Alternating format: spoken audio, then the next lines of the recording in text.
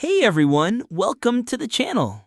Before we get started, make sure to hit the like button, subscribe, and turn on the notification bell so you don't miss any content that can transform the way you think and live. Today's topic goes deep. It's for those who are tired of being slaves to their own lives and are ready to take control of their destiny. The theme is the art of living according to Epictetus. Have you ever stopped to think why you get stressed over things you can't control? Why you lose your temper over traffic, over someone's opinion, over things that literally have nothing to do with you? You're not alone. The truth is, most people live as slaves to their circumstances. And today, I'm going to show you how a man who was literally a slave discovered the secret to being freer than most millionaires out there. Let's start with a truth that might hurt. You are a slave. Not a slave in chains, but a slave to your own reactions, a slave to other people's opinions, a slave to things you can't control, a slave to your own impulses. Think about it. You wake up, check your phone, see some bad news, and boom, you're already irritated. On the way to work, some idiot cuts you off in traffic, and you spend the rest of the day stewing in anger. At work, your boss says something stupid, and you keep replaying it in your head even after you get home. Online, someone disagrees with you, and you waste your energy arguing with a stranger. Where's your freedom in all of that? You're reacting to everything. You're being controlled by everything. You're tossed around by every little breeze. And the craziest part? You think it's normal. You think that's just how life is. But it's not, man. That's the difference between existing and actually living. Most people just exist, reacting to external triggers like a trained animal. But living, really living, is something else. It's having control over yourself. It's choosing how to respond. It's being free even when the world is falling apart. Epictetus learned this the hard way. The man was literally a slave, someone else's property, and yet he was freer than his own masters. Why? Because he realized no one can enslave your mind without your permission. And I know exactly what that feels like. I've been through phases in my life where I was a slave to everything, a slave to other people's opinions, a slave to my circumstances, a slave to my own out-of-control emotions. I remember a time when anything would set me off. Some dumb comment on the internet, I'd spend hours replying. Plans falling apart, I'd obsess for days. Someone letting me down, I'd hold on to that anger for weeks. And you know what happened? I was constantly exhausted, irritated, always on edge, because I was wasting energy reacting to everything, trying to control what I couldn't control, fighting reality every step of the way. Until one day, I finally understood what Epictetus meant when he said, there are things that are up to us and things that are not, and that true freedom begins when you stop wasting energy on things that aren't up to you. And it works, man. It really works. When you stop being reactive, when you choose where to put your energy, when you realize the only thing you truly control is yourself, life gets lighter. You gain time, energy, and peace of mind. Now, let's talk about the guy who figured this out nearly 2,000 years ago, Epictetus. This Greek philosopher, who lived between 55 and 135 AD, spent a big part of his life as a slave in Rome. In fact, his name literally means acquired in Greek. But here's the plot twist. Even though he was someone else's property, Epictetus developed a philosophy of total freedom. How? He understood there's a fundamental difference between external freedom and internal freedom. Epictetus said, some things are up to us and some things are not. Up to us are our opinions, impulses, desires, and aversions. In short, everything that is our own action. Not up to us are our body, possessions, reputation, status. In short, everything that is not our own action. That's the foundation of everything, the dichotomy of control. He split reality into two simple categories: what you can control and what you can't. And here's the secret: you should only care about what's in your control. Sounds simple, right? But it's revolutionary, because most people spend 90% of their energy worrying about the 90% of things they can't control. And that leads to the never-ending cycle of frustration, anxiety, and anger. Epictetus also taught us it's not things that disturb us, but our opinion about them. In other words, the problem isn't what happens, it's how you interpret what happens. And that interpretation, it's 100% your responsibility. Let's break this control dichotomy thing down, because it's the key to everything. Epictetus divided reality into two very clear drawers: what is under your control, your thoughts, your opinions, your decisions, your actions, your emotional reactions, your values, your goals, your effort. What is not under your control: the weather, traffic, other people's opinions, the past, the future, the economy, other people's actions, the final outcome. The rule is simple. Focus all your energy on what you can control and accept what you can't. Sounds obvious, right? But do you actually live like that? Of course not. Most people do the exact opposite. Here's a practical example. Let's say you want a promotion at work. What's under your control? Doing a great job, improving your skills, delivering results, maintaining a professional attitude. What's not under your control? Your boss's final decision, office politics, the company's financial situation, or whether the CEO's son gets the position instead of you. What do most people do? They waste energy stressing over the boss's decision, obsessing over office politics, and complaining about the economy. And when they don't get the promotion, what happens? They feel frustrated, bitter, and start playing the victim. What would Epictetus do? He'd focus 100% on what he can control. Work well? Then work. Improve yourself? Do it. Deliver results? Absolutely. And if in the end the promotion doesn't come, he accepts it, because that was never in his control to begin with. That shift in focus is liberating. You stop wasting energy on drama and start using it for action. You stop being a victim and become the main character of your story. But hold on, there's a catch most people miss. Accepting what's out of your control doesn't mean being passive or indifferent. It means being smart with your energy. You can still want to change the world, fight for causes, have ambitious goals. The difference is you understand that you control the process, not the outcome. Example, you want to end corruption in your country. What's under your control? Voting consciously, refusing to give or take bribes, spreading awareness, engaging in politics, being a role model. What's not under your control? Whether or not corruption actually ends. But what do most people do? They get angry watching the news, complain on social media, and feel bitter because nothing ever changes in this country. Wasted energy. So, what would Epictetus do? He would focus on what he could do. Vote wisely, act with integrity, influence those around him. And then he'd accept that the final outcome isn't his to control. The result? Less frustration, more meaningful action. Another example, relationships. You want your relationship to work out. What's under your control? Being a good partner, communicating clearly, working on your own issues, giving your best. What's not? Whether the other person will do their part, whether they'll change, whether you'll stay together forever. What do most people do?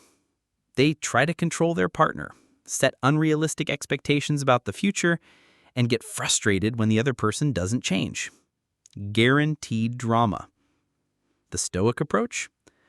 I'll be the best partner I can be. If it works, great. If not, at least I know I did my part. The result?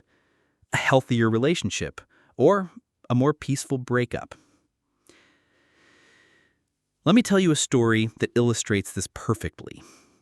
Epictetus was the slave of a man named Epictetus, who was the secretary of Emperor Nero. That means Epictetus lived at the very heart of Roman power, but as someone else's property. One day, his owner was torturing him, twisting his leg. Epictetus looked at him calmly and said, "You're going to break my leg." The man kept twisting. Epictetus repeated, "You're going to break it." And when the leg finally broke, Epictetus simply said, "Didn't I tell you it would break?" No anger, no panic, no drama. Why?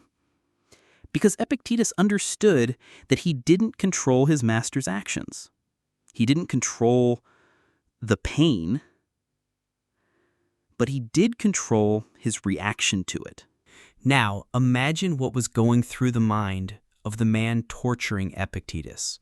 He expected screams, begging, panic, but what he got was pure serenity. So tell me, who was truly free in that moment? The one with official power, or the one who had power over himself? That's the difference between external and internal freedom. Epictetus couldn't escape. He couldn't stop the torture, but he could choose how to respond. And he chose dignity, serenity, emotional control. Nowadays, people have external freedom Epictetus could only dream of, but they're slaves on the inside. Slaves to Instagram likes, slaves to their boss's opinion, slaves to traffic. Epictetus would laugh at the irony. So let's get to what matters. How do you apply this to your real life? How do you develop the inner freedom that Epictetus mastered? Number 1, the control dichotomy exercise. Every morning, take 5 minutes to do this reflection. Step 1, list 3 things that are currently worrying you. Step 2, for each one, ask, is this within my control? If yes, define one concrete action. If no, accept it and mentally let it go. Practical example. I'm nervous about tomorrow's presentation. What's in my control? I can prepare well, rehearse, organize my slides. What's not? How the audience reacts, technical problems, my boss's mood. I focus on the preparation. I accept the rest. That's freedom. Number 2, the so what technique. Whenever something irritates you, ask yourself, so what? Someone talked behind your back? So what? Does that change who you are? It rained on the day of your barbecue? So what? How can you respond? You didn't get the job? So what? What can you learn from it?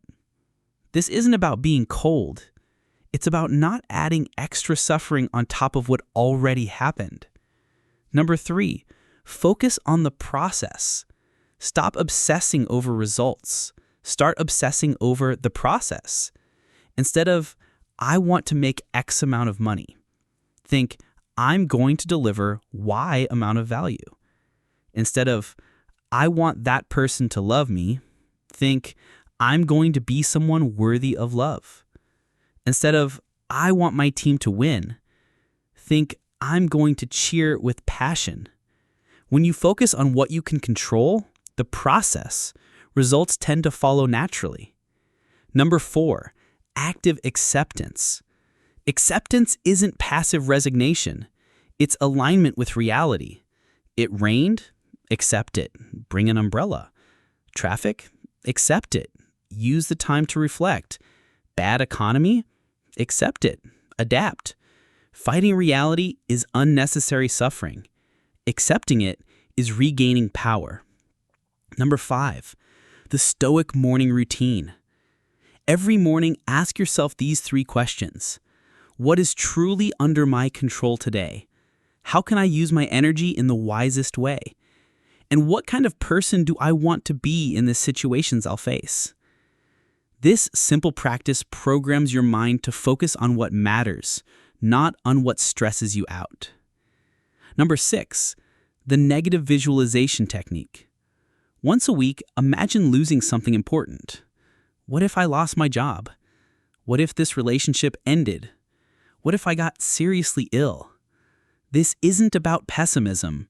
It's about appreciating what you have and mentally preparing for adversity. When you accept that everything is temporary, you stop being a slave to the fear of losing. Number 7, the Stoic Journal. Every night before going to bed, write down, what did I try to control today that wasn't actually mine to control? How can I respond better tomorrow? What am I grateful for today? This builds self-awareness and helps you internalize the Stoic mindset. And number 8, the 10-10-10 rule.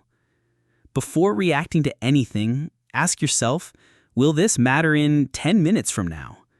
10 months from now? 10 years from now? If the answer is no across the board, it's probably not worth your emotional energy. Practical strategies for the toxic boss. Not under my control. His mood, bad decisions, personality. Under my control. My reaction, my work, my professional posture. Action. I do my job well, stay professional, and look for other opportunities if needed. For the manipulative relative. Not under my control. Their comments, attempts to manipulate, drama. Under my control. My response, my boundaries, how much time I spend around them. Action. I set clear boundaries, don't play their game, and protect my peace. For the problematic X. Not under my control. Their drama, social media posts, their new life. Under my control. My dignity, my focus, my growth. Action. Block if necessary, focus on my own life, and don't feed the drama. Epictetus taught us the art of strategic indifference. It's not about being cold, it's about saving your emotional energy for what really matters. You only get a limited amount of emotional energy each day. If you waste it reacting to nonsense, you won't have any left for what's truly important. Things to stop giving a damn about. Opinions of strangers about your life. Online drama that doesn't affect you. Gossip about people who don't matter. Bad news you can't influence. Comparing yourself to someone's Instagram life. Approval from people you don't even respect. Things to give more of a damn about. Your personal growth. Relationships that truly matter. The impact you make in the world. The virtues you want to cultivate. The legacy you want to leave. The present moment you're living. Freedom begins the moment you stop being a slave to other people's opinions and become the master of your own choices. Some things are up to me, others are not. I will focus on what is and accept what is not. That's where true freedom begins. Epictetus. Remember Epictetus' story? The guy was a literal slave, tortured, living in the most miserable conditions possible. And yet he developed a philosophy of freedom that has inspired people for over 2,000 years. Why? Because he understood one simple truth. No one can enslave your mind without your permission. Today, you have freedoms Epictetus couldn't even dream of. You can go wherever you want, say whatever you want, choose what to do with your life. And yet, so often, you live like a slave to your emotions, a slave to other people's opinions, a slave to circumstances you can't control. The art of living isn't about controlling the world. It's about controlling yourself. It's not about avoiding problems. It's about responding to problems with wisdom. It's not about never suffering. It's about not amplifying unnecessary suffering. And you can start today. The next time something pushes your buttons, pause and ask, is this under my control? If yes, take action. If no, accept and move on. That's the foundation of everything. The freedom Epictetus found is available to you too. It doesn't depend on money, status, external approval, or perfect circumstances. It depends only on your decision to take control of the only thing you truly own, yourself. The art of living is the art of choosing your response. You can react like an animal or respond like a conscious human being. You can be a victim of your circumstances, or the author of your story. You can live like a slave, or die a free person. Epictetus showed you the way. Now it's on you. If you got value from this video, drop a like, share it with someone who needs to stop stressing over things they can't control, and subscribe for more content that will transform the way you think and live. And tell me in the comments, what's the one thing that stresses you out the most, even though it's completely out of your control? Let's talk and apply Epictetus's wisdom together. Thank you for being here. Thank you for being part of a community that seeks real wisdom. Until next time, remember, you only control yourself, and that's more power than most people will ever understand.